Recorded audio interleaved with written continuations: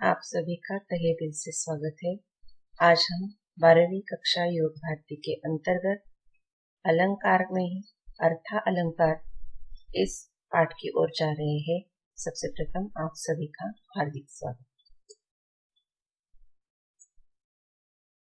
अर्थालंकार में हम पहले उपमा और रूपक देख चुके हैं और आज हम उत्प्रेक्षा अलंकार देखेंगे।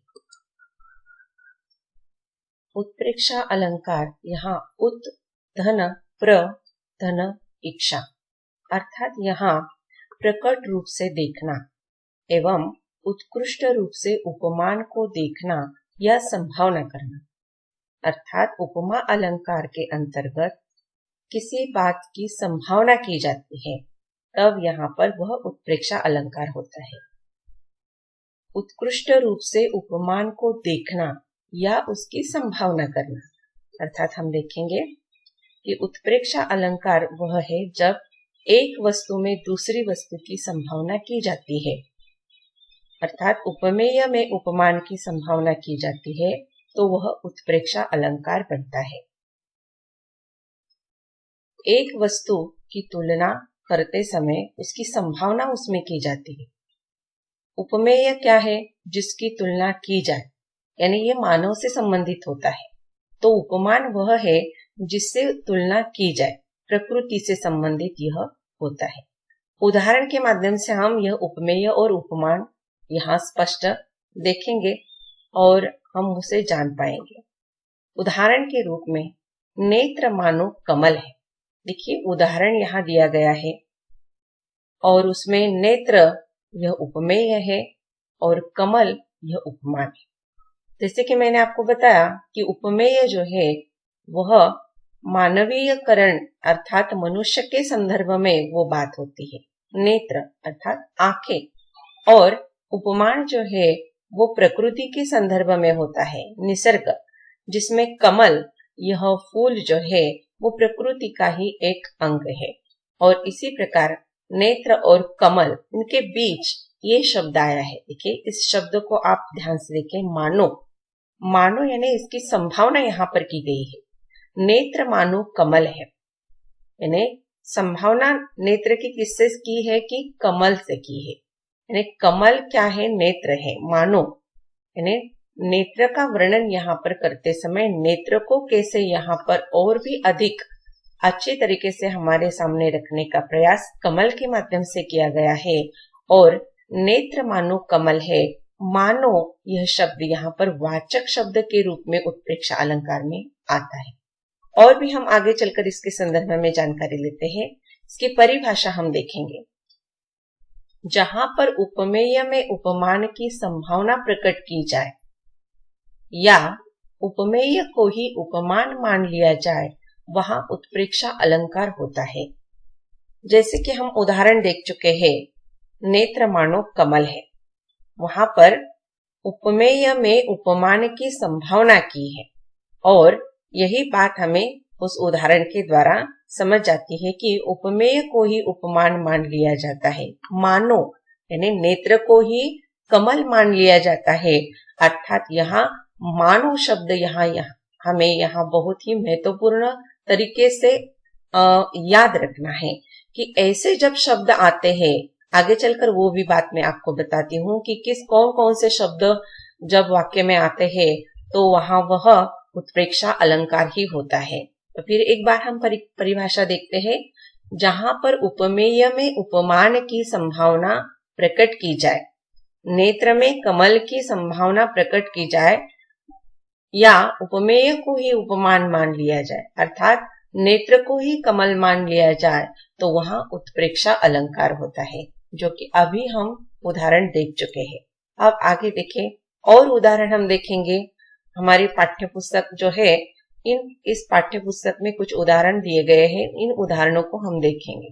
पहला उदाहरण देखिए। सोहत ओढ़े पीतपट शाम सलोने गात। मनो अर्थात यहाँ मनो लिखा है, कभी मानो भी यहाँ पर हो सकता है। मानो, मनो, मनु, इस प्रकार से यह शब्द इसमें बदलाव आ सकता है, लेकिन इसका अर्थ वही है। सोहत ओढ़े पीत पट श्याम सलोने गात, मनो नीलमणि शैल पर आपत परियो प्रभात। अर्थात यहाँ पर इसका अगर हम अर्थ देखेंगे तो देखिए इसका अर्थ भी हम देखेंगे कि श्री कृष्ण के शरीर पर पीले वस्त्र ऐसे लग रहे हैं जैसे, अर्थात मानो नीलमणि पर्वत पर प्रभात की किरण आकर चमक रही है।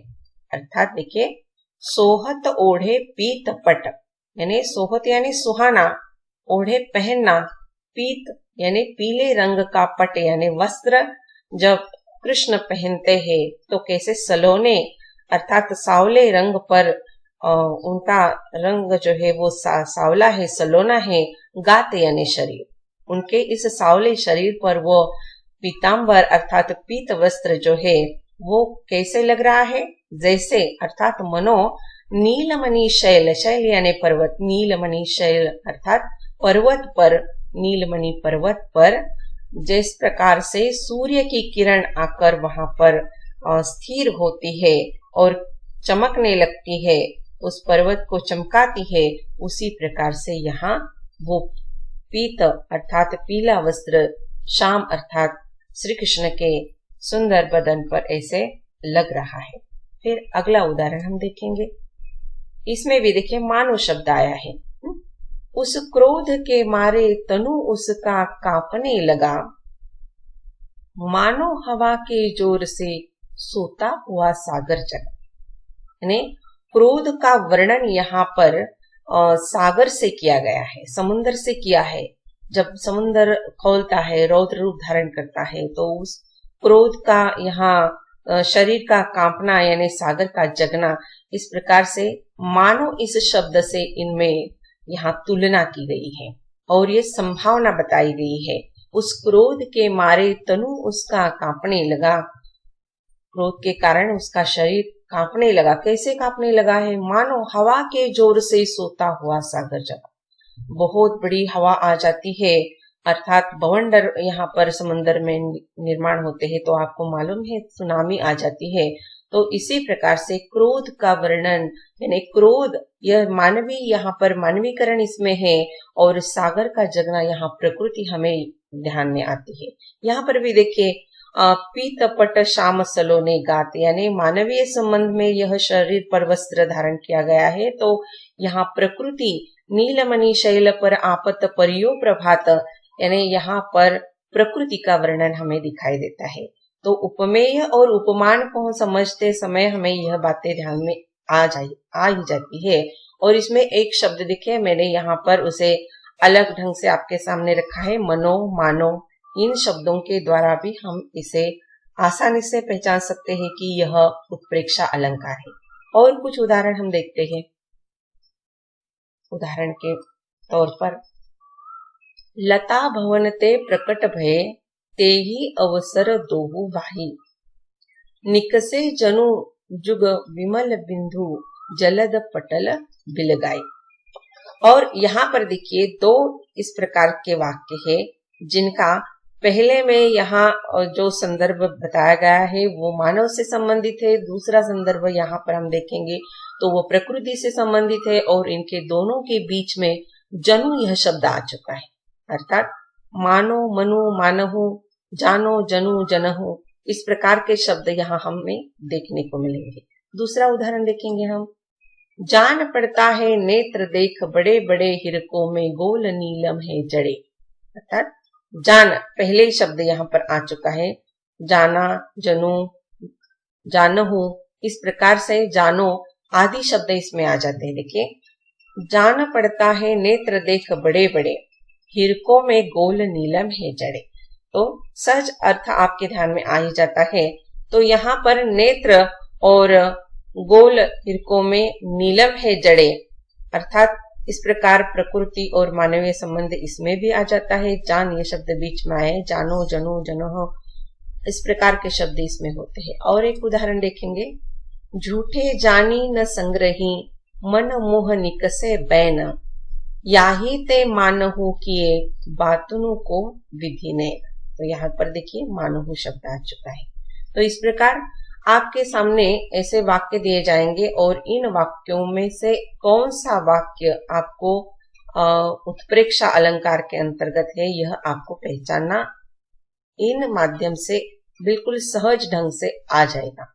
अब और जानकारी इसकी देखते हैं कि वाचक शब्द मैंने आपको बताया, जैसे कि पहला उदाहरण मैं देखती हूँ कि बिल्कुल आसान है, जो कि आपके ध्यान में रहेगा। जो उदाहरण है यहाँ, नेत्र मानो कमल है, तो यहाँ मानो शब्द उस वाक्य में आ चुका है। अब मानो इस शब्द के लिए और कौन कौन से शब्द है? मान, मानो, मनो, मनु, मानहु, मनहु, इस प्रकार कौन सा भी शब्द वहां पर आप प्रयोग कर सकते हैं या आ सकता है। फिर जानो, मानो और जानो, इस प्रकार के दो शब्द उसमें होते हैं और मानो के ये सारे और रूप है, तो जानो के ये भी और सारे रूप है। देखो, जानो के रूप जान, जनो, जनु, जानहु, जनहु, जो भी शब्द उसमें आ सकता है।